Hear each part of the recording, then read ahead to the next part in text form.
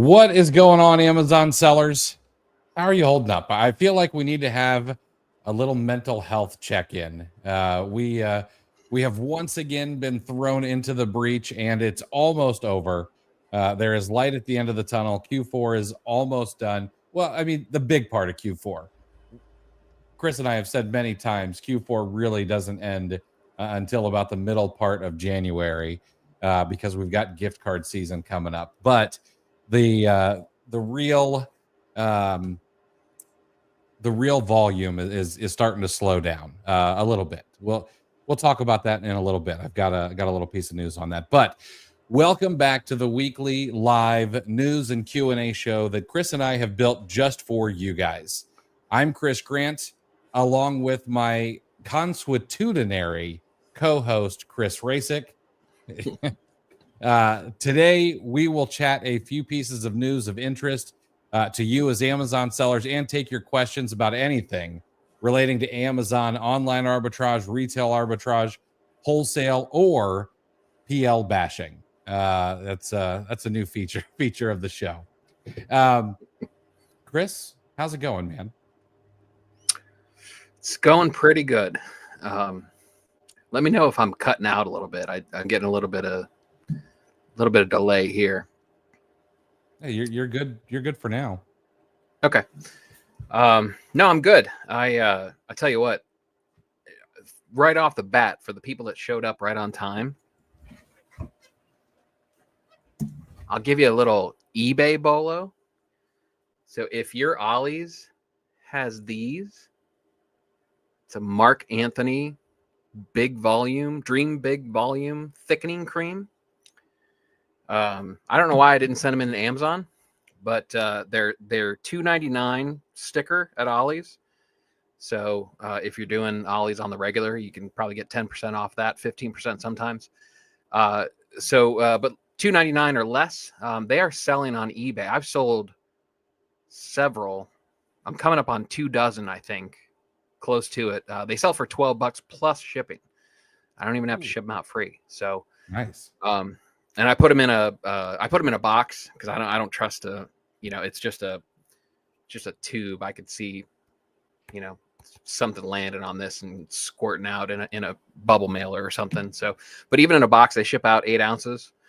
So, with eBay shipping, it's 4 and change. And then I think calculated shipping usually pushes it to $6. So you make a little bit of money there. So it's almost $10 out the door after fees. So yeah, that's awesome. If you're doing Ollie, yeah, I was surprised. Like it was, and my Ollie's had these. They got a massive supply of Mark Anthony products, and I was just kind of like, I think I was even desperate on one of my Ollie's trips, and I was like, well, let's try it. So I bought a couple dozen of them.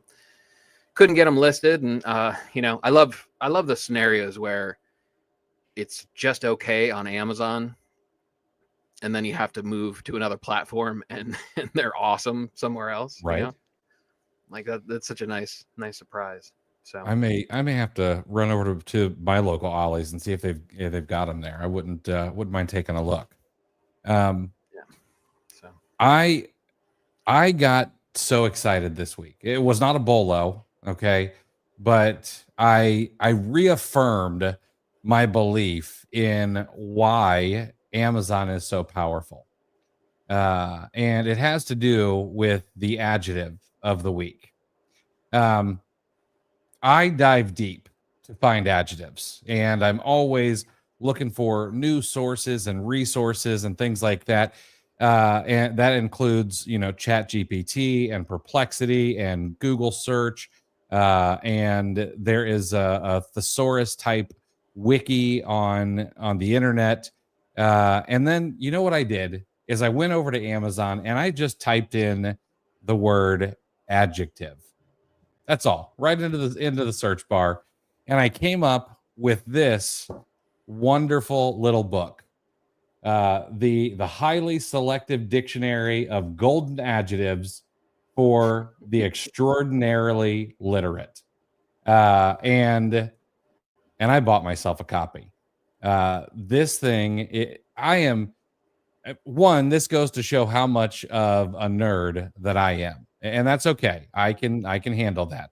But two, it also goes to show that Amazon really is about, like, anything that you want, you should be able to find something very similar that may fill the need that you're looking to fill. And this was a great example because I've never seen a book quite like this. A book just full of adjectives, and it's actually kind of a fun little read. There's not really much storytelling to it, but I was that kid that read the dictionary as a kid when I was bored, not when I was in trouble. So, I was, my wife was drifting off to sleep last night, and she's like, "What are you doing?" And I'm like, "Oh, I'm reading a dictionary." And she's like, "Jesus Christ," and just rolls over and goes to sleep. So I totally get it, but Like, honey, I'm doing research so I can call Rasic names without him knowing. right. But yeah. So Ryan, yeah. before we get started, something, let me know what your thoughts are, and maybe this is probably the eye rolling positivity that our haters dislike so much out of us. But you phrase something, and I'm not blaming you, but you phrase something, and it's a natural way to phrase it. But when you're talking about Q4, you talked about sales slowing down, right? And they do. I mean, that's an accurate description. But I think what people get lost on, and this is based on some of the posts that I'm seeing, and one of them that you even replied to in FBA Today, there's people have this concept that there's a period of time where you stop shipping in to Amazon. I know we talked about, like, Amazon had proposed, which they never followed up on as far as I know. But we were worried that they were going to reduce the amount of inbound fulfillment centers and kind of repurpose those for outbound shipping, which is customer centric, and you can see the logic behind it. There's no teeth gnashing to go along with that. But so there's that sentiment, and then I think it gets lost when we throw this around, is that slowing down in Q4 is getting back to normal, right? Correct. Yes. It's not, like slowing down, you hear that phrase and it kind of has a negative connotation. It kind of makes you like kick the ground and think, oh shucks. But it's simply back to normal. I think, like, the context of everything. I mean, people get geared up for Q4, and rightfully so. It's a great period of time. It's a natural boost, a long-term boost to sales. But don't discount the other 3 quarters. Like like me and you have talked privately. I'm looking at bringing on another VA, which this is my favorite time of year to get VAs, right? Because unfortunately, I mean, there are legitimate reasons that you have to let go of VA. I'm not picking on absolutely everybody. If you're sitting there going, well, I got to fire somebody, but Rasic's going to think I'm an asshole. That's not the case.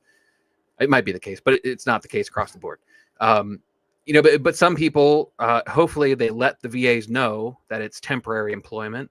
But you could see I know there are sellers that bring on VAs just to prop everything up in Q4. Like, all right. And then they have every intention from the moment they hire them to let them go once Q4 is over.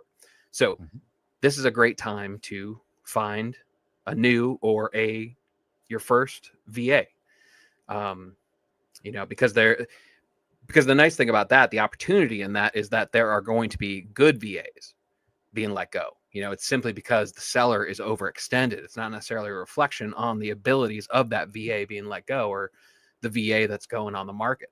So this is a crucial time, not only with VAs, your back end, your support help.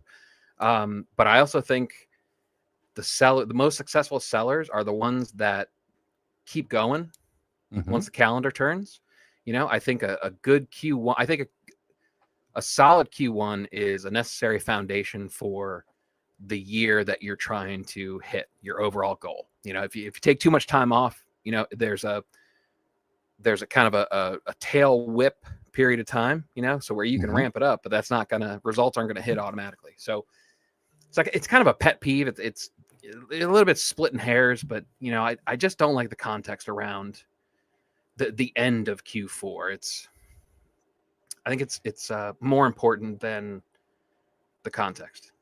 I agree with you. And yeah, here's something that I think that we fail as Amazon sellers, and maybe this is on people like you and me who are professional yappers, or semi-pro, maybe, uh, is the fact that um, we talk about how you're not just an Amazon seller, you're not just a flipper, you are a business owner. But maybe we need to talk a little bit more about, hey, you need to follow the lead of who you're trying to be. We are trying to be miniature Targets and Walmarts. They are not turning off the inventory flow because it's December 24th. Like, there is a purchaser over at Target who is picking up the phone and figuring out what they're going to be buying for February or March, even though it's Christmas Eve. And of course, that is, I don't really mean that's what they're doing on Christmas Eve, but like, you get the point. And maybe we need to follow that model a little bit more. If that's what we're trying to be, we're trying to be retailers. Let's act like retailers act. I don't know. Maybe that's something we need to push a little bit more frequently. Yeah, I agree. It's funny. It reminds me. I used to work for this. I used to work for a restaurant, and it was just down the street from the Pro Football Hall of Fame, right? And it was actually there's a big family that basically way back when the city was founded and whatnot. Timken, they're traded on a stock exchange, and they make roller bearings and major, like, global company, right? And they got their start here. So the Timken family had, I don't know, they owned half the city or whatever, and they had a sprawling property. It's now part of the park system, but the old horse stable was this circular building. It was very unique, and the inside of it had a track, right? And so back in the probably late 80s, Chris Spielman, who is a local football legend from around here, he played for the Lions and I think a couple other teams. He bought the property, they renovated it and made it into a restaurant, and it was a football themed restaurant. And it was a circular building, so I mean the ceilings were enormous. There was no other building like it. Extremely unique. It was a really cool place.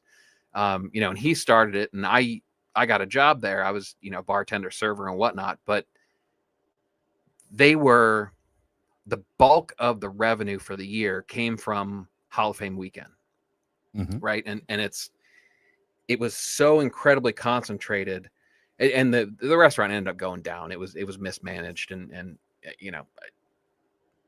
I have opinions about that, which I'll save.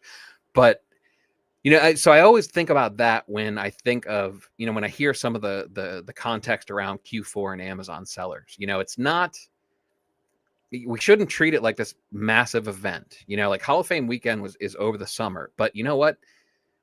You need to be making good food, taking care of your customers, doing good customer service in February and January and February as well. You can't just count on late July and early August. That's a model that isn't sustainable long term. So it's just funny the parallels between the two. And there are probably other examples that people might think of, that business is based on some extraordinary event, which is kind of infrequent. Yeah. Some side hustles are, you could, there's a lady in Texas who does pumpkin installations. There are people who do Christmas light hanging, but often that is a side hustle to a main business, like a landscaper or a handyman or something like that. But you're absolutely right. That's no way to actually play business. All right. We've got a sponsor today. And as it has been for the last couple of weeks, that sponsor happens to be me. I know that you've seen it. You've seen that post on social media that says, I just got my section 3. What do I do? Heck, unfortunately, I see someone right here in the chat who says they just got their section 3. It is a seller's worst nightmare. Unfortunately, it shouldn't have to be. The sales may continue, but your money might be frozen. You can't ship any inventory into Amazon that's sitting at your prep center. And now, not only do you have to fight your anxiety, but you also have to prove to Amazon that you're a legit seller. But here's the thing. In my opinion, you should be able to sleep pretty soundly at night and know that 99% of the cases are going to get reinstated.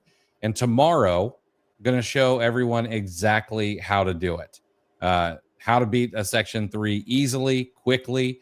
We've had a few people speed running them lately. One guy, I can't remember, I think it was Jerry, somebody, got through it in like 4 days. Gonna talk about why these are getting handed out, how to craft all of your paperwork so that it gets accepted very quickly, and what mistakes to avoid. We're going to hold that tomorrow night, December the 19th at 6 p.m. Eastern. Now, here's the thing. We've got 500 spots open in the webinar software. When I checked right before we came live, 390 spots are gone. So if you want to get registered, head over to cleartheshelf.com/S3. Just S3.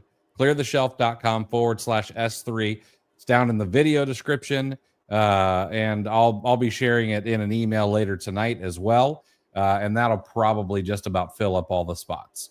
So if you want to learn, come join us. I'm going to actually show you my paperwork. I'm going to mark out a good bit of it, but I'm going to give you enough that you're like, oh, that makes total sense. And I'm going to walk you right through it. So look forward to seeing any of you there that may need help with that, or just want to be able to sleep a little easier, knowing that it may be down the road that you have to deal with that. And Ryan, sorry you're dealing with that, man.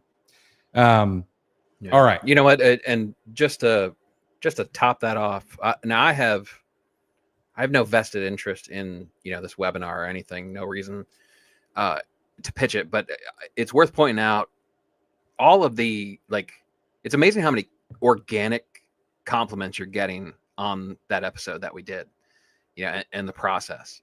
I mean, obviously the idea of doing an episode on that is solid, but you're not even asking for this feedback. I mean, it's just we get on something like this, and it's just they just kind of come unsolicited. It's like, hey, just wanted to thank you. So if you haven't gotten one yet, you really should think about getting one of those spots, or if you're going through it, because it's legit without any incentive from Mr. Grant. The feedback has been outstanding. I appreciate it.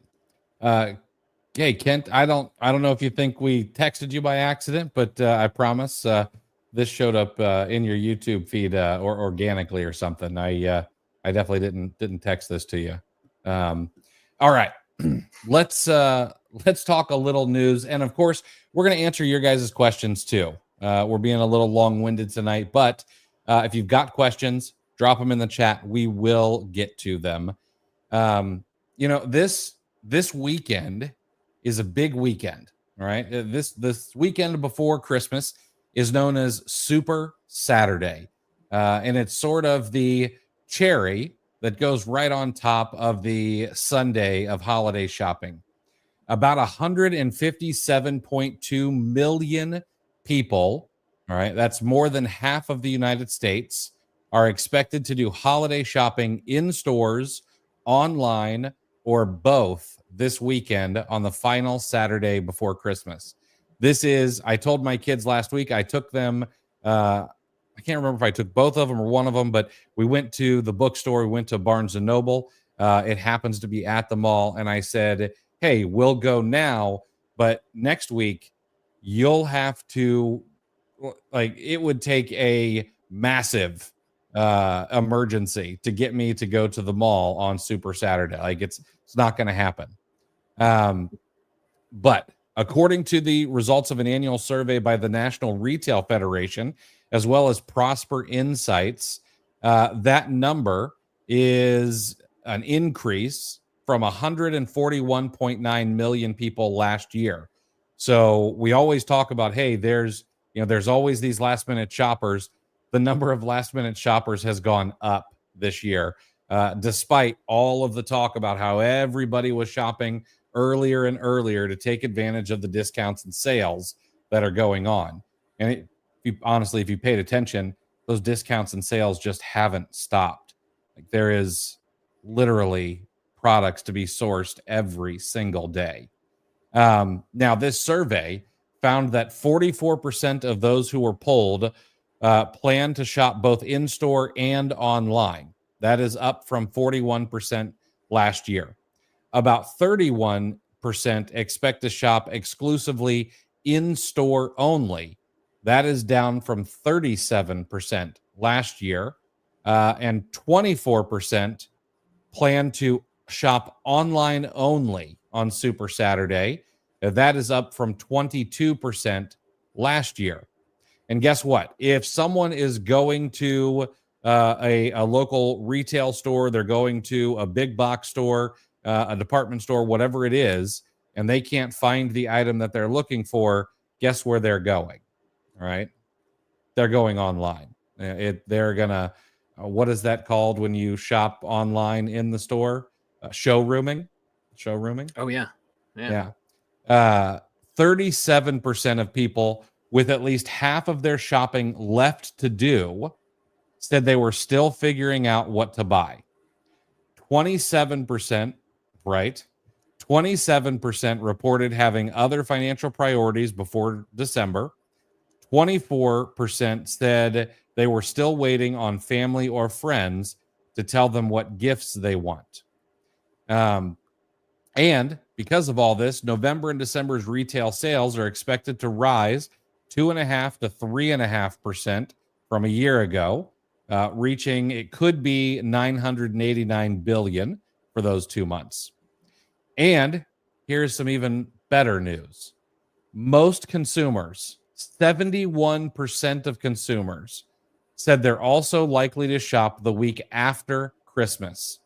This is right on the heels of the Fed dropping the rate 25 basis points, which tends to make consumers also feel a little more spend happy, even if numbers have not caught up to the drop. The news, shop the news. All right. Nearly half of those 71% said that they want to take advantage of holiday sales and promotions the week after Christmas. 26% said they want to use gift cards. And of course, 16% said they're going to exchange or return unwanted gifts or holiday items. Going to be a lot of, gravy dishes and gravy boats being returned, along with clothes that were in the wrong color or size. Grandma thinks you're a medium and you're actually a 2X. Those will be getting sent back. So I'll probably return the Lexus that my wife gives me for Christmas every year this year. I mean, it's just how many years in a row, can you go to Toyotathon and I mean, so, she's not even putting in any effort at this point. Right. I mean, you just mail it in. What'd you get your husband? Another Lexus. You might as well just give me a gift card. Jeez. That's a throwback to, we've had Toyotathon jokes before, and off the topic, have you seen some of the athletes where people are curating stats during Toyotathon? Like I saw one, I follow a lot of Green Bay Packer stuff, and Jordan Love had 12 touchdowns and 11 interceptions outside of Toyotathon. And since Toyotathon started, he has 15 touchdowns and just 2 interceptions. So oof. I think City of Green Bay is trying to petition Toyota to extend Toyotathon through the postseason NFL playoffs. they really wanted to get some good marketing going. They'd give him a free Toyota, have him drive it Right. around. Yeah. All right. I know it's the holiday season. Christmas is right around the corner, but it seems that Amazon is going to put a little bit of coal in our stockings. Saint Bezos is going to make his way and let everybody know that there is going to be a change to the FBA inventory reimbursement policy. Now, I'm still a little, I don't have everything fleshed out about how I feel about this. All right. Because it's not written for arbitrage or wholesale sellers. It's really written for brand owners. So I'm curious how this plays out, but I've got some ideas I want to share it to you. But let me read the wording here. We're going to be updating our Fulfillment by Amazon inventory reimbursement policy to help provide you greater transparency and more predictability in how reimbursements are calculated for items that are lost or damaged before a customer order. This will help drive a more consistent approach that works as we support sellers with supply chain services across their sales channels. So starts off with, ChatGPT. Please make sure that you open this with a positive note. Effective March 10th, will reimburse you based on the product manufacturing cost of the affected inventory. Now, to help provide you greater control and accuracy, you can choose how we determine the manufacturing cost for your products. Option A will provide a manufacturing cost estimate for you. This estimate is going to be based on a comprehensive evaluation of comparable products sold by Amazon, by other sellers, and through wholesale channels. All right. So based on Amazon's data, which in my opinion, this is not going to be the way to go because you do not have access to the economies of scale that Amazon has. So in my opinion, their numbers are going to be skewed. Even if you're an Anchor or one of these billion-dollar Amazon first brands, I still don't think that you have the economies of scale or the ability to pressure manufacturers and wholesalers into giving you the prices that they can. Now, option B is you can provide your manufacturing costs directly.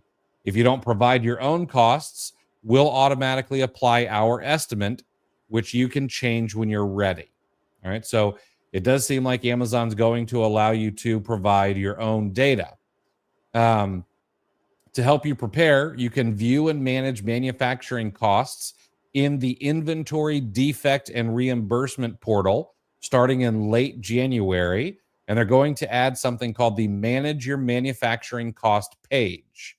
All right. Now, if you have not ever seen the Inventory Defect and Reimbursement portal, it's a system that is meant to help you manage inventory-related defects in the Amazon network.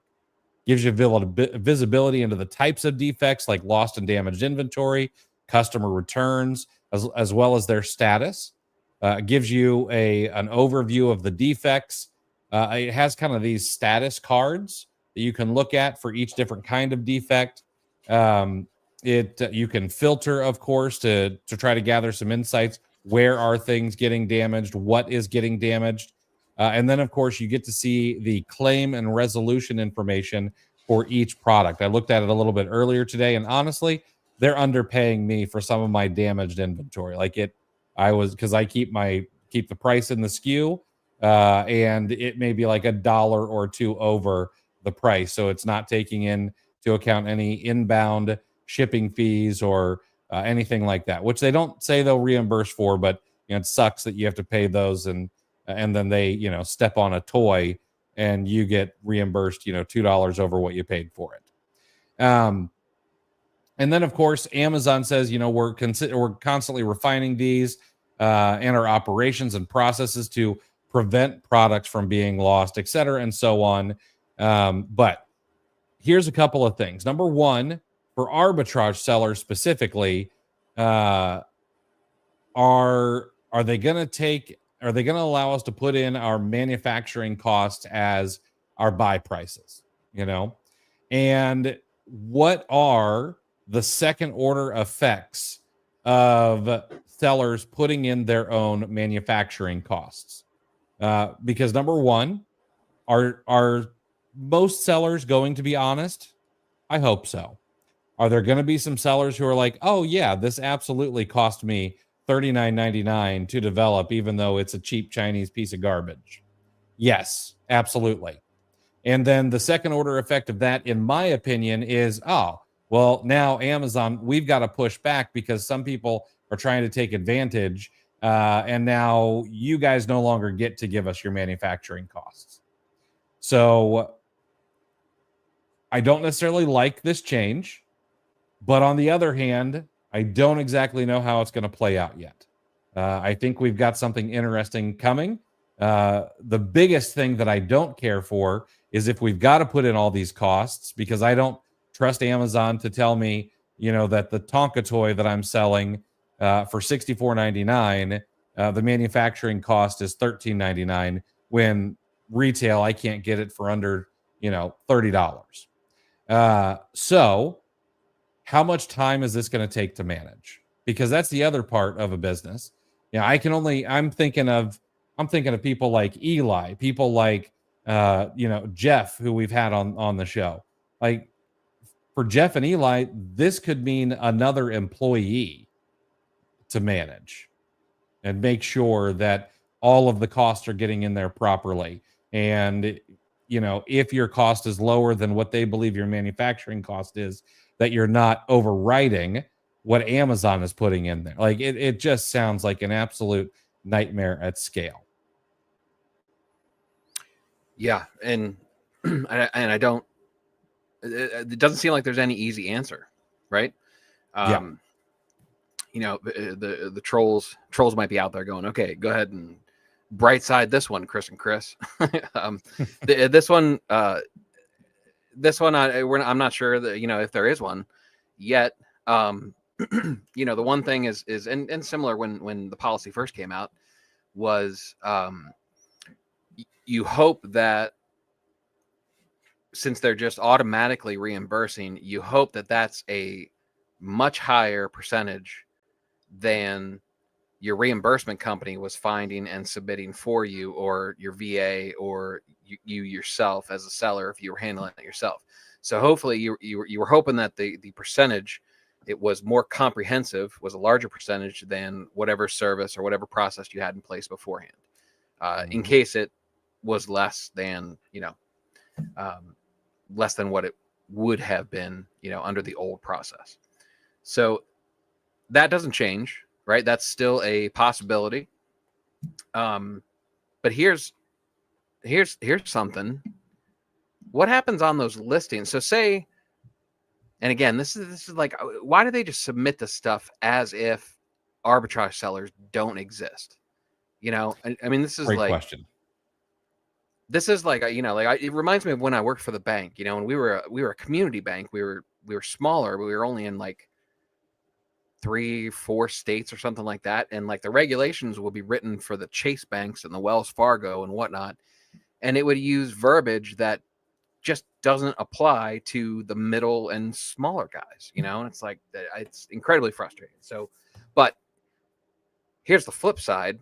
What about those listings that are, say they let arbitrage sellers factor in buy costs? Mm-hmm. Can they do that? That's the question, right?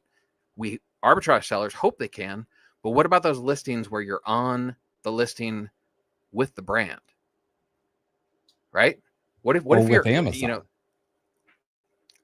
Or with Amazon, correct? But say it's I can't think of anything off the top of my head, but say there's a $50 pack of air filters and plenty of third-party sellers. The brand's on it. They don't seem to care. There's enough history on Keepa that it's safe. You felt okay pulling the trigger. Like, they must not care. And the brand was just kind of on there with you, just kind of riding the wave of the Amazon marketplace. It retails for $50. Brand and you have it for $50. You bought it for $35 from the store. It cost the brand $15 to manufacture. Mhm. How does that work? Does the brand get $15 and we get $35? How's the brand going to feel about that? Right. So Yeah. This seems like it was a poorly thought out idea of someone who wanted to get an idea in and through, and they're like, hey, this is another way that we're going to make our shareholders some extra money by reducing the amount that we pay out to sellers. And exactly. there was This is it's a last minute scramble because they're like, hey, did you guys run the numbers on how much this is going to cost us as we have it now? So they tried to scale it back. Sorry, I didn't mean to interrupt, but no, that's all right. This was poorly done by some MBA who doesn't know his ass from his elbow and how the real world works for sellers. So I don't know. I foresee this either causing massive problems and them having to walk it back some, or this costing them more than they expected because their estimates based on manufacturing costs are going to be so much lower than what your private label, your arbitrage, your wholesale seller can get their items for due to smaller economies of scale, and they're going to have to do something different down the road. So yeah, for everybody who thinks we brightside everything, there you go. This one just plain old sucks for now. So yeah, take that, trolls. This sucks. Yeah, I mean, there's either the only fair solution from the arbitrage perspective is likely going to be they simply take a cost basis further down the supply chain. You know, manufacturing that's not a fair point to start the assessment, you know, but not even close. Going further down the supply chain is going to cost Amazon more money. And so, you know, the responsible thing to do from, you know, maybe a consumer's perspective would be for Amazon to shore up the amount of products that they damage and lose. Right. But that involves logic, and expecting Amazon to use that is it's a bit of a stretch sometimes. It is indeed. So now I see in the chat someone has already asked, have you guys heard about the warehouse strikes? Okay. So good news, that was on the list of news today, and better news, they are not striking yet. Okay. Workers at several Amazon facilities who are represented by the Teamsters Union, happens to be the union my dad is in as well, have authorized strikes. And this is where it gets confusing. They have authorized strikes at 4 warehouses in Southern California. And this is, of course, right on the heels of similar authorizations in New York and Illinois. Now, here's where it gets confusing, especially if you don't read the whole thing or don't know how a the unions work at warehouses and things. Fortunately, these strikes have not started yet. Okay. Now, that's not to say that employees are not slow walking a bit on the job. That's possible. All right. But no reports about that. And these strikes also are not guaranteed to happen. Right now, it's just hey, we've authorized a strike, which means the union now has the ability to say, all right, guys, you're not going to work today. You are going to picket. Like, it's time to be on the line and hold the line. All right. Right now, it's just a tool in the tool belt of negotiation. And they did it at a critical time of the year. They did not do it as well as the dock worker union leader, but they know what they're doing. Now, they have done this because workers want better pay. They want better working conditions. They say that Amazon is not willing to step up and negotiate. One worker even said at the San Bernardino Air Hub, if Amazon forces a strike, it might have a serious impact on customers throughout the region and beyond. That sounds like it was their PR person from the union, not an actual employee. On the flip side, Amazon seems to be pushing back pretty hard, saying that these actions don't represent the majority of their workforce. They claim the union is intentionally misleading the public. This is all very. My dad's been a union guy, since I was born, and so I've been through a couple of strikes. Never gone to a picket line with him or anything, but I've heard all about it. My dad was a union steward for many years, and this is all right now. It's just a bunch of people yapping back and forth, basically trying to get each other to negotiate or give in a little bit. Now, if this happens, it could mean some disruptions for shipping, could mean some delayed deliveries, maybe some, inventory check-in challenges if they decide to go on a strike at a time when Amazon is trying to catch up from a busy Q4. And it's very obvious that they've got probably a good amount of inventory sitting on docks waiting to be received into warehouses. But hopefully they come to the table and they figure this all out, and things just go back to normal, which is very, very possible. Yeah. I mean, this is all this is all boilerplate stuff from both sides. It absolutely is. I've seen this in movies. I wonder if they're just looking up, like, if they look up online, some movie scripts or something, like, hey, let's use that. It's all standard script. I mean, it's leverage, it's posturing, and it's negotiation, through the use of public fear via headlines of this leaking out to the news. So, so if you're worried about it, if you're getting a little bit anxious, about this news, figure out if you're still reeling from the dock workers issue. Right? I mean, did anybody have a tangible negative impact from that? Not that I can say. Even I was told that groceries were going to be slow to getting into grocery stores, and nobody was rushing the apple cart at my local Publix. Right. So, yeah. So I this is the kind of thing where me personally, I'll worry about it when or if I have to. This is when Stoic philosophy will serve you well in situations like this. Absolutely. All right, let's answer some questions. And of course, if you guys have questions, drop them in the chat. We enjoy going back and forth with you guys a little bit. And for the first time, we are live on Instagram. So we've got some Instagram questions as well. We'll make sure to get to those for you guys also. But Oxjam is the first one up here. How come I already am getting an order for a shipment that I just sent in for FBA? It hasn't even checked in yet. What's that called? The Inventory Head Start Program? Yes. Something like that? Yeah. Something like that.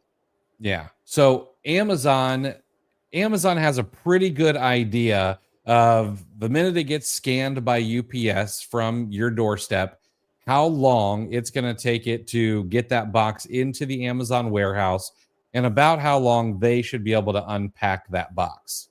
Now, the inventory that you may be selling, it must be in pretty high demand to be Head Start already. So the good news is they're probably going to open up that box pretty quickly once it gets delivered. And that's why they've made it available for sale. And I think I saw Luke say something, sounds like you need to raise your price. You may want to raise your price a little bit. There might be a little bit more meat on that bone that you could take a chunk of. So yeah, it's basically like those cool stories of where you find a hot product at Target or something, and you list it while you're in the checkout line, and you actually get sales before you've actually even paid for the item. It's kind of Amazon doing that, right? Yep. So, Richie, just getting in. Did you guys go over the new manufacturing cost reimbursement? Yes, we did. Unfortunately, we won't go over it again, but that'll be in the replay for sure.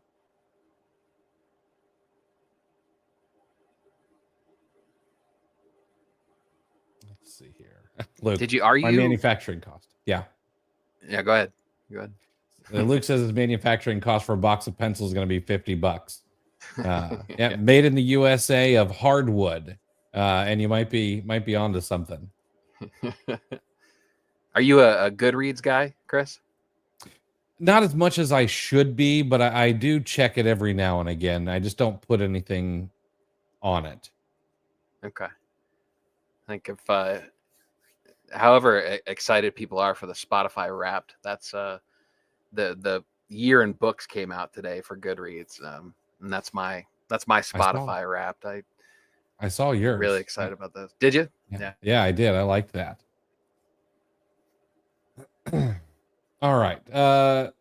Nasir over on Instagram. I'm confused about inventory, how to track the amount and how many are sold and what's left, because some are on hold and some are sold. So you can check all of this in your manage inventory inside of Seller Central. It'll tell you what's sold. It'll tell you what's in FC transfer, all of that stuff. You may also, if you have a lot of inventory, you may want to have some sort of inventory management software, and that may be helpful to you as well. All right. Now, Gene, I used Pirate Ship to get some shipping quotes for an 8x8x13 and 14 pounds. It showed me a cheap rate called USPS Ground Advantage Cubic. Never heard of this service before. Have you? Yeah. That used to just be called Cubic, and now it's called Ground Advantage Cubic. But yeah, that absolutely exists, and that is okay to use. But depending on your shipping template from Amazon, it may not be available to you when you go to purchase that inside of Amazon if you want to be OTDR protected. So make sure that you're choosing the right estimate. Okay, I'd always go up to the next fastest personally.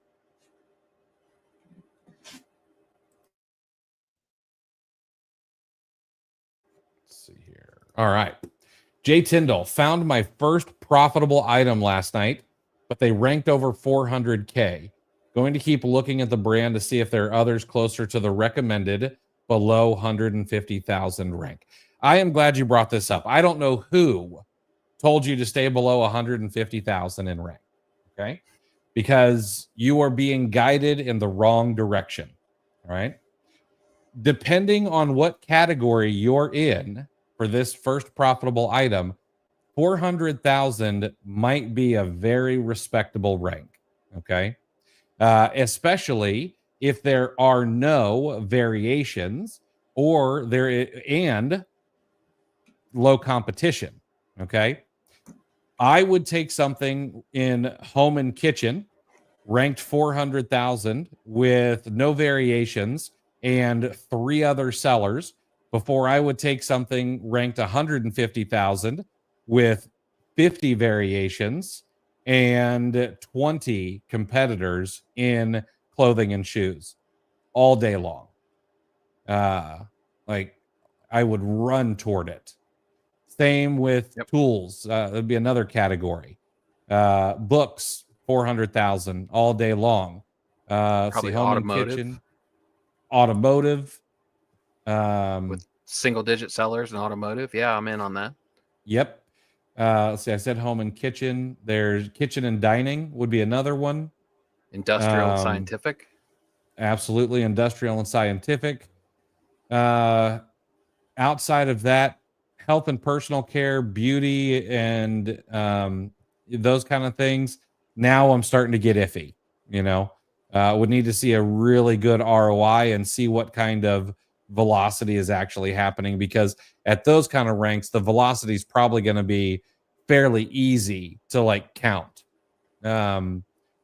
So yeah, depending on what category, and heck, even in some shoes and clothing, 4, 5, 600,000 is not bad, depending on number of competitors and number of variations. or variations that are in stock. And then we go even further into some nuance. And let's say it's currently ranked 400,000 in a place like shoes and clothing, but you found an item that is currently out of stock on Amazon. Well, how well was that variation doing while it was in stock? And if you bring it back in stock, are you now the only seller on what was the most popular variation on that listing? Okay. This is why it's that 150K is, I understand why the advice is given. It's easy. It's simple, but the nuance is what will make you a better seller long term. It's like people that won't let go of the 100,000-mile mark with vehicles. Right. It's like, that is so archaic, and you make a good point about, if it's 400,000 on a ghosted listing that is 100,000 when in stock, that's a killer product. Oh, yeah, absolutely. He says 551 timestamp. He says it's art supplies with variations. Okay. So yeah, he said it's a good brand. So that's 17 million products in that category. Mm-hmm. 3 million more than beauty. Beauty has 14 million. Yeah, art supply. I'm not super familiar with that category. So 400,000 might be. And here's another little wrinkle that we should talk about. Okay. Let's just say you're finding this item right now, and let's just say that right now it's being sold on Amazon for 400,000, or sorry, it's being sold on Amazon for $50. And let's just say you can get it for $12. Okay. Yeah. Massive ROI on that. It's going to look really, really good. But if we look historically, what if it sells so much better at $35? The ROI may not be so hot, but you could bring it back in stock and be the only real competition on that listing until the rank recovers, which it most likely will. If it had in the past, it likely will in the future, if you're charging what the market will bear. And so that's another little wrinkle to throw in there. Mm-hmm. Sports would be another category. 41 million products in sports. Am I sleeping on electronics? That's 27 million products. What's the deal with that? From all my reading, is electronics is where the most multi-million-dollar sellers come from. I'm listening. But I think that the problem is the returns and the fraud. I think it makes the margins pretty slim. That makes sense. Yeah, I can see it. All right, Oxjam's got a follow-up here. Is that the case for all products? How does Amazon determine what might be eligible for pre-orders? You can turn on or off that in-stock head start program. But what Amazon's algorithm looks like to know what item is going to, start getting sold before they even receive your inventory, I don't know. They don't release that. Yeah. How does Amazon determine it? They probably have an alert system that goes off and they go, oh, shit. Jaron and Christina, have either of you heard of or checked out new software called 3P Mercury? For some reason, that sounds familiar. Yeah, somebody was talking about that. Well, I've definitely been to their website because some of the links are marked in purple on my Google search. I don't know that I have tested it out, but I will add it to the list to test out. What is it? They say that it is one app to manage your entire business. Source faster, review leads for purchasing, check in your products faster, restock with less mistakes, track the performance, store everything in one place, etc., and so on. The only way to sign up is to send an email. I don't see any. I like the employee KPIs. That is kind of interesting. Got a scan power integration. I'll check this out. In invoice and receipt management. Jaron and Christina, are you guys the owners of 3P Mercury? No, but I'll check it out. This looks interesting. Yeah, sounds complicated. If they can do it well, right? Not bad. Juan, and hopefully they're Lord of the Rings fans. If they're saying one tool to rule them all, them all. Yeah. If they need to be Lord of the Rings fans too. So check out that for me. Juan, watch the Wholesale Gurus go. This is for arbitrage. Yeah. Oh yeah. PL people. Oh, it's dead.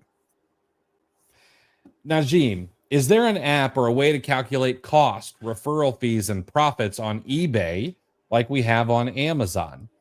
I know that there are calculators out there that will give you some ideas. Matter of fact, ebayfeescalculator.com is what it is. And I know that there are others. There's some paid. I think there's a paid app. I think I've had one in the past that I may have purchased. But if you look up eBay calculator in the App Store, I know that there's something out there. There's just not a lot because eBay sellers tend to be a little bit on the cheap side. What'd you call me?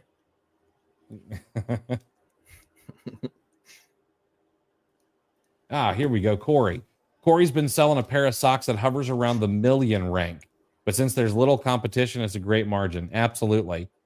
I've brought some things back in stock from like 2 or 3 million, and they sold out in less than like 2 or 3 weeks. It's great. Yeah, there was like this pack of this odd. It might have been an old pack of tampons or maxi pads or something. Mm-hmm. And it was the type of situation where I found a big stash of them, but there was no competition or whatever. It doesn't sell great, but you just kind of tick off 2 or 3 units every 4 days, and it's a beautiful thing. I mean, it's, blue oceans are underrated, I guess. Yeah, and much to some people will say, "Oh, these guys aren't telling the truth," but those blue oceans still exist on Amazon. There are a lot of pockets out there where you can just sneak in and make some money, and nobody really bothers you. It's nice. And like we found out, there are even people out there that just quietly put their heads down and do 8 figures in sales without, crying the blues on social media or, proclaiming it, death calls of anything. They just kind of put the work in, and those are it's refreshing to see. I agree. Real. I mark my words. I'm going to get them on the podcast. I don't care what if I have to mail them a certified letter from FedEx to get them to open it, I'm going to get them on the podcast. Zaid, how to mitigate a Section 3 authenticity doing online arbitrage. So I have this opinion that people think that there are certain brands that you can stay away from, or there are certain categories that you cannot sell in to not get a Section 3. I've been the way that I've been reading, the way some people talk about it, they think that there's a way to protect yourself. And I disagree. I I think that this is Amazon essentially putting seller names up on a dartboard and tossing a dart at them, and then issuing the Section 3 to make sure that sellers have a clean supply chain. And that's it. So I don't think that there is a way to mitigate getting a Section 3. There's just a way to beat it. And tomorrow night, we're going to be holding a webinar on exactly how to do that. If you go to cleartheshelf.com/S3, you can get registered for it. It's free, costs nothing.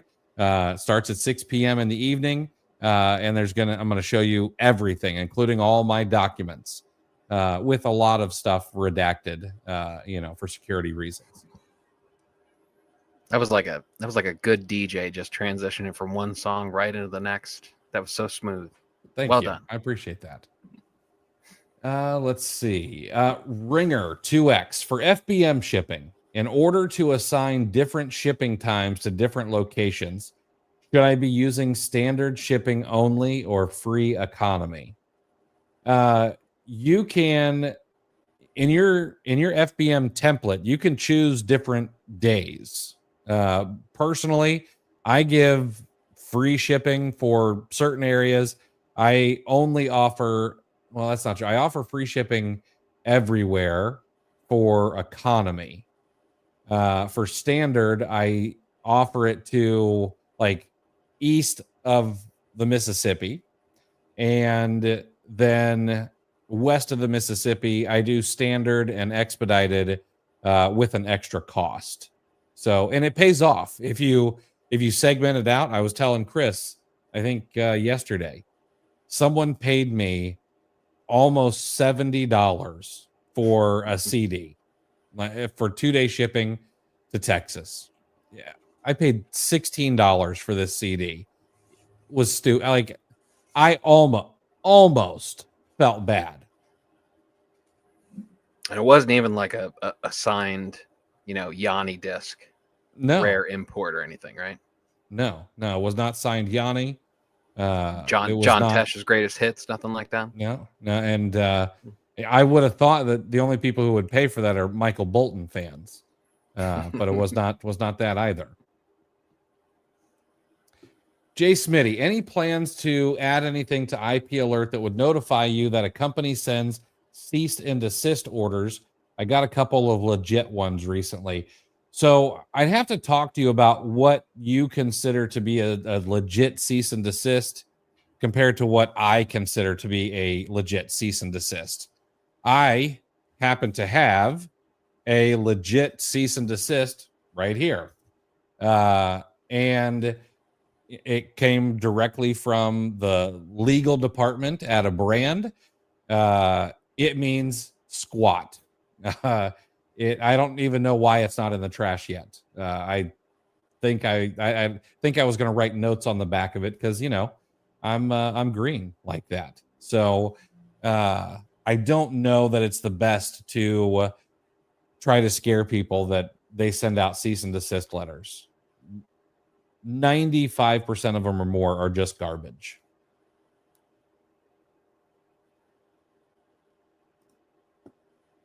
Marjorie, hey, thank you so much for today. I'm about to list on an existing generic listing for the... No. Okay. Number one, if you go to try to list on a generic listing, you're probably going to get an error and not be able to list on it. At least I hope that's the case. All right. But two, you can't do that. You're going to end up getting yourself in trouble. Don't list on generic listings.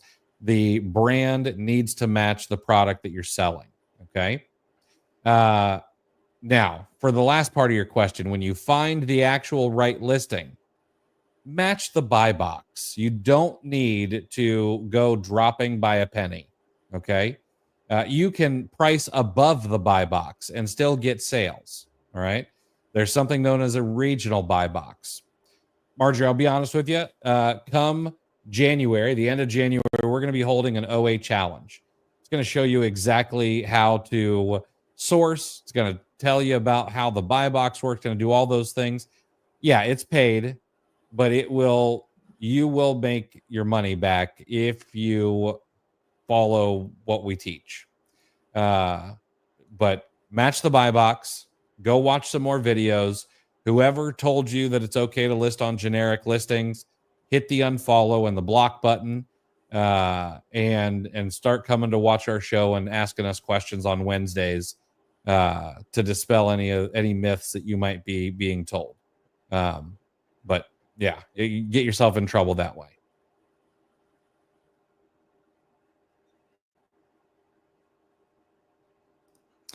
Chris's sounds as if you both mainly do OA and little to no retail arbitrage. In your eyes, what are the biggest pros for OA compared to RA? It's a lot warmer. The pros, what's that? It's a lot warmer. That's true. It is a lot warmer. Retail arbitrage is very people-y. And I enjoy sitting behind my computer. The other thing is, it's just, for me, it's a time thing. I sometimes miss doing retail arbitrage. At the height of our retail arbitrage game, it was me and an employee, and we were driving around 12 hours a day, listening to podcasts. I was forcing them to listen to podcasts and books, and driving around the greater Orlando area, filling up U-Haul trailers full of inventory. And we were just taking on all these stores two at a time. It was great. I enjoyed it. The margins were great. Very clear path to scaling up. You just add more bodies is what the path to scaling up is. Expand the region to get more stores. Maybe that extra body goes to Jacksonville rather than staying in Orlando. Maybe another one goes to Tampa. Very simple. But with OA, I don't necessarily need as many bodies to scale, number one. Number two, it's a heck of a lot easier to send stuff off to a prep center doing OA than it is with RA, unless you have a local prep center that will allow drop-offs, which that does happen. I had one for a time. I think those are the biggest pros of OA compared to RA. But I am of the mindset that there's no wrong way to do it. Do retail arbitrage, do online arbitrage, do both. There's nothing wrong with either one. Yeah, I tell you what, the best I felt about my store was when I was doing RA on a regular basis. Still mostly OA, right? But when I was doing it every single week, and I had my mom coming over to pack and prep my stuff every week, and she wasn't missing. At that point, I was probably 75% OA, 25% RA. But the OA was going to a prep center. So, and then I would send shipments from here. So, and I have two prep centers. So I actually, at one point in time, I actually had profit on its way from Montana, profit on its way from New Hampshire, and profit on its way from Ohio. Like it felt like I had money surrounded, I mean, and that was a great feeling because everything's staggered and there's constantly fresh supply going in. I mean, that's a good feeling. Like you'll get to start thinking that you know what you're doing, if you keep at that for a certain length of time, and you'll start seeing growth rates hit what you're hoping for. Yeah. But OA, like, well, here's the thing. I got a call from the school yesterday. My daughter had 103-degree fever. I was on page 4 of a site-wide sale. I just put my computer in sleep mode, grabbed my keys, and went and got my daughter. Squirted some Motrin down her throat. Put a movie on up in her bed, turned the heating pad on, and came back to page 4, just like that. So it's pausable, it's flexible. It's warmer. Yeah. It's less labor intensive. But RA, I do like RA. Like ideally, I would like to sprinkle some in on a regular basis because I do like it. I get through a heck of a lot of more audiobooks doing RA. That's for sure. Oh Which man, so many I more. do love that. Yeah. If I had it my way, I would have 1 or 2 local employees that do retail arbitrage. I feel like I'm a bad manager. That's really one of the places where I think I have a very big weak point. That if I had it my way, we do OA, we'd have a couple of employees doing retail arbitrage, and then maybe down the road add in a little wholesale. But yeah, and you know what? Striking out or getting less product than you were hoping for. It's a lot quicker to ship to the next store. Yep. If you're going into a retail place and they don't have a whole lot of stuff, you've got whatever commute, whether you're going to the next store or going home feeling kind of defeated. So Marjorie, you have the products in hand that you talked about on the generic listing. Can you create a new listing? Now, the answer here is it depends. Okay. There are a lot of brands where sellers cannot create new listings. And if there is a listing that already exists, okay.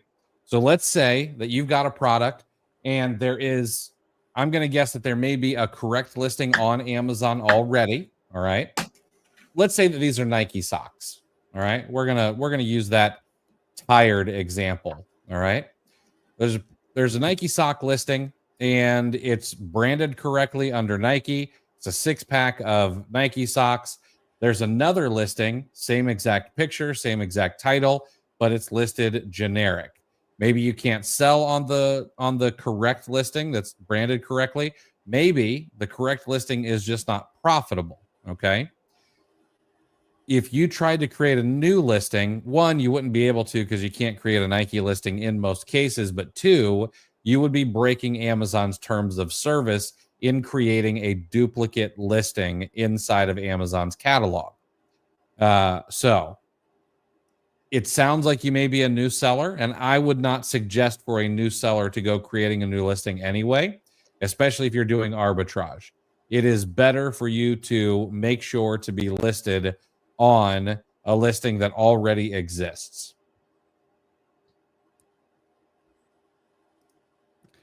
Hey, Ringer, appreciate you, man. We enjoy doing this. We like being semi-pro yappers. Oxjam, what do you guys think of new sellers jumping straight into wholesale instead of OA? I personally went down this path and managed to get partnered with a brand to be their sole Amazon seller in Australia.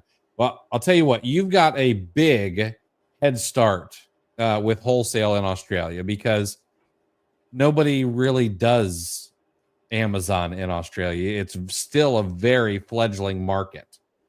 I'm not against it. I'm not against anybody taking a leap into a business, whichever way they wanted to go. If someone is very well capitalized and has a bit more risk tolerance, and they wanted to jump directly into private label and are willing to take the lumps that come with, eating it on a product launch, and can come back from that and aren't going to bankrupt themselves. I'm not against that either. If their goal is to build a brand where they want to be multi-channel on Amazon and Walmart and eBay and direct to consumer, that's fine. Different strokes for different folks. If you're good at sales, if you are pretty good at chewing the fat and shaking hands and kissing babies, do wholesale. Wholesale is a game for salespeople. If you need to start small, you need to test the waters with $100, $200, $500, then I think retail arbitrage and online arbitrage is where people should start. on Amazon. If they don't want to go the eBay route and build that war chest a little bit deeper. I think that retail and online arbitrage is the way to start. It allows you to spread out the risk. You don't have to spend $250 on an order with a very small wholesaler. You could spend $50 on product A, 50 on product B, etc., and learn the ups and downs. Yeah. I mean, none of this is like, there's nothing that you have to learn before doing it. I mean, you can be entry level in any of these channels. But like, imagine if you had never played blackjack and you wanted to learn it. You have a choice. You can start on a $5 table, or if you really want to go into the room with staff that let you in, the high roller room, you could start on a $100 minimum bet table if you really wanted to. So it's all kind of comes down to risk tolerance and how fast you think you can catch on to something new. That is a great metaphor. It's a really, really good metaphor. If it has to do with dereliction, like I've got bar alcohol metaphors, gambling. Yeah, I mean, if you need one, just come to me. Yeah, I happen to be a perpetual $5 blackjack table guy. Like I don't think I've ever played anything over. Maybe I played a $10 hand one time, but I even went into the worst casino in Las Vegas, in my opinion, the Hooters Casino, because they had $1 tables, and that was my style. There you go. All right. Question from Instagram. Do you guys worry about making sure UPC codes match on the listing and the product, and that the brand or the manufacturer owns that UPC, or do you not care about that? Do I like to see the UPC code match? Yes, absolutely. But do I understand that it's a marketplace and tons of things happen and UPCs are often incorrect? Yeah. So I try to be realistic about it. And I won't. If the brand matches and the image matches and the size and all of that, and they're not like a bunch of bad reviews, then I'm usually good to go. And am I checking the UPC to see if it's owned by the brand? No, I'm not checking the GS1 catalog for that.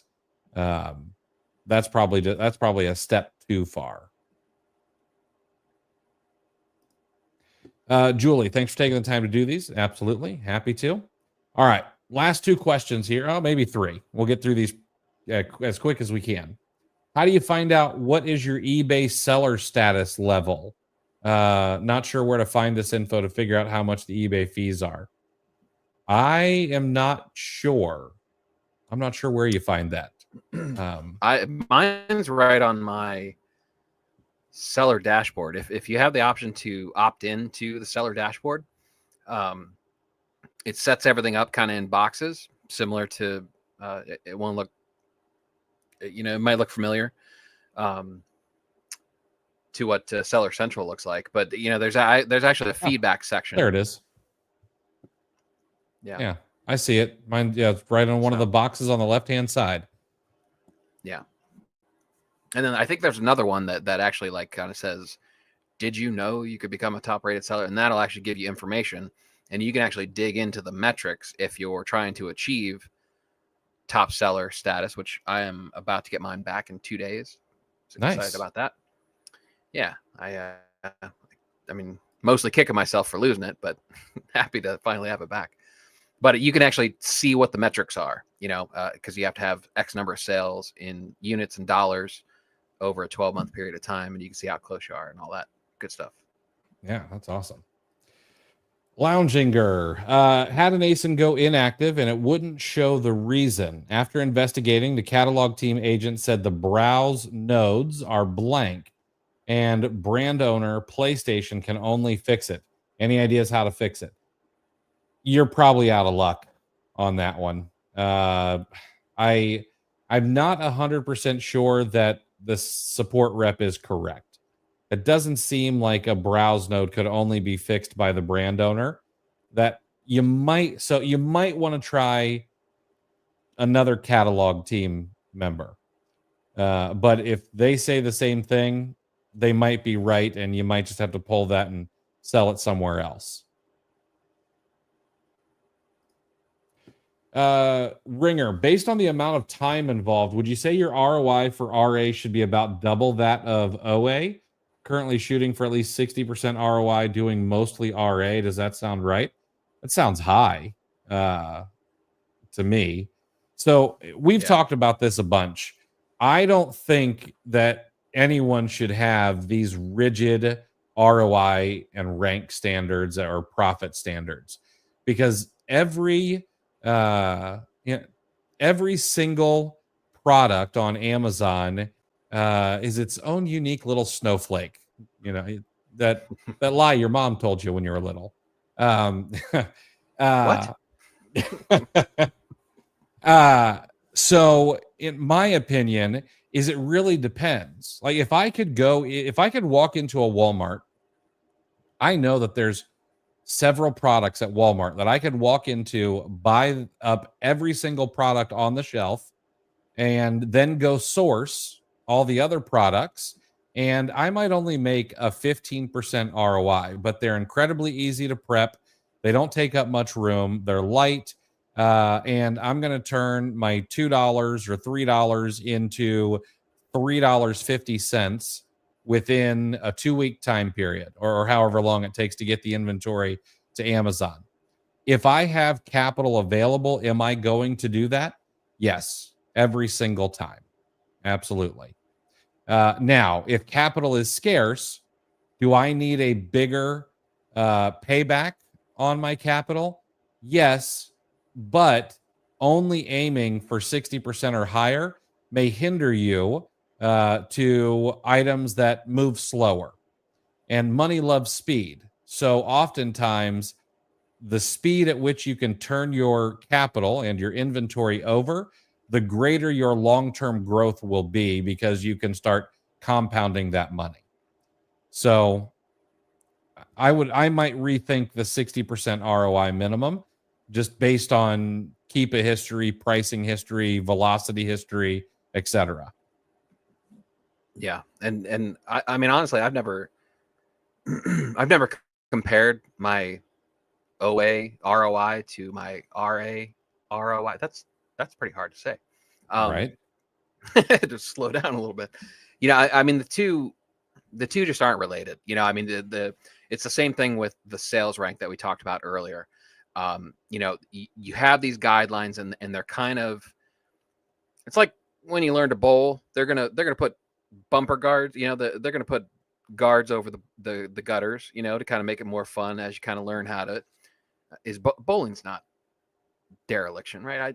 I've got some other metaphors too, but I mean, so you need some guardrails, because you don't know, and so you need to kind of set it up. You need to set the table on where you should be, and that's mostly to avoid bad buys.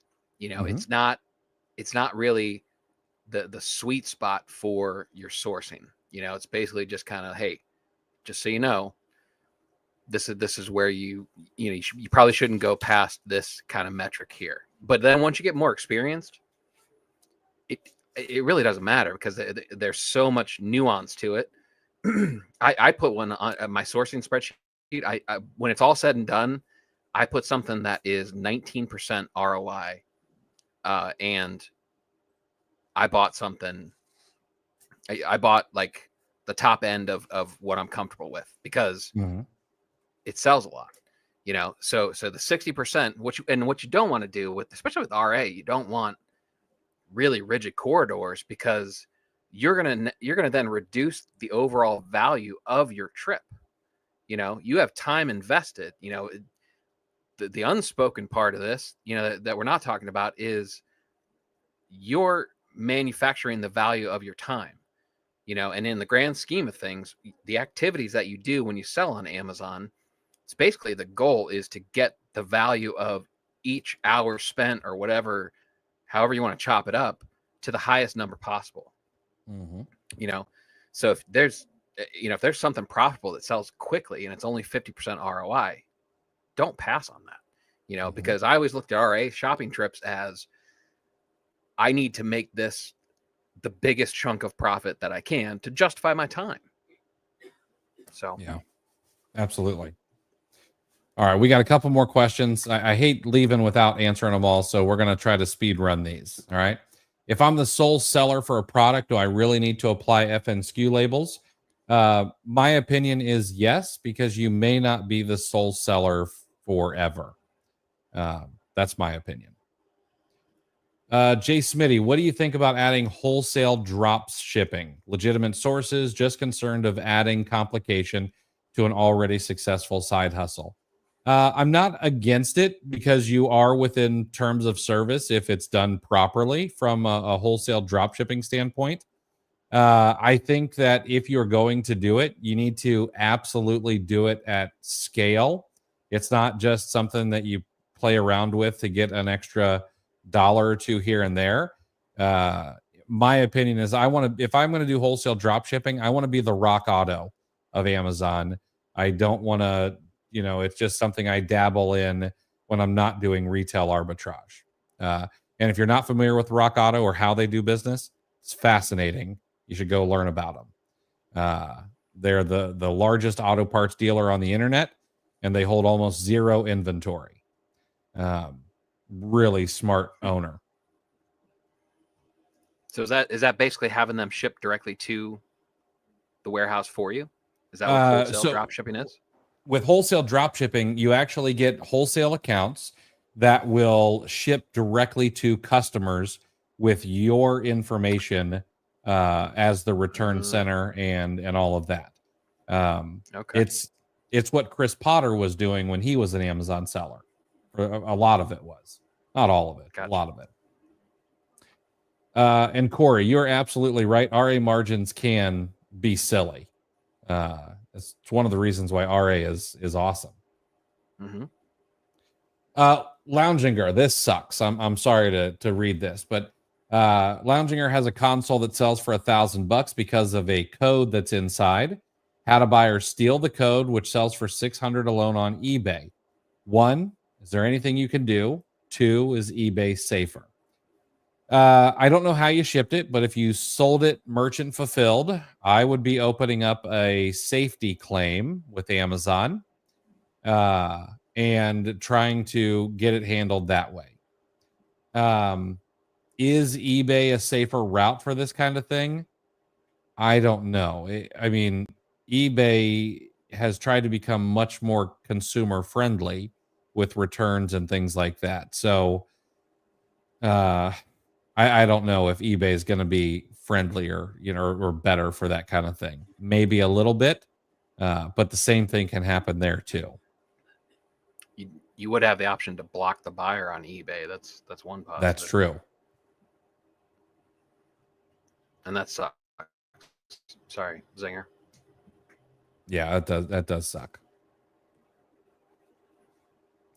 Yeah, see, Luke shops from Rock Auto all the time. Yeah, Rock Auto's awesome. Yeah, like 90% of their stuff at Rock Auto is drop shipped. It really is a fascinating business. And if you want to know some other famous drop shippers, Wayfair, Overstock.com, a lot of those places that sell these massive furniture items, a lot of that stuff is all drop shipped. It's never coming directly from their warehouse. All right.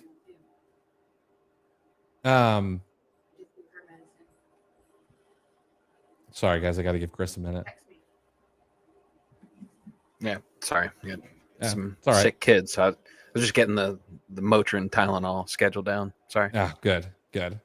All right. Thanks guys. Yeah, hit that like button. We always appreciate it. Chris, did you know that that James T. Kirk, Mr. William Shatner, at one time owned a lingerie company? I did not.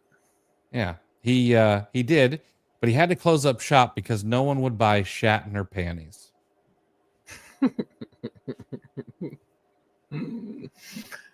Oh man, we're gonna lose the G-rated audience if you keep this up. We are. I will go back to some better jokes next week. I got a Christmas themed one if you want one of those. Yeah, thank you, Paulie. Yeah.